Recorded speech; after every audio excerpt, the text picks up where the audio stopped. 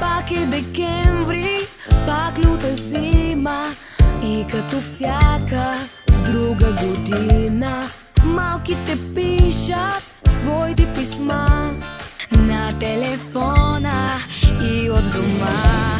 Днес SMS-и пращат децата и електрони, не са писмата. Първа снежанка всички чете, чуди се колко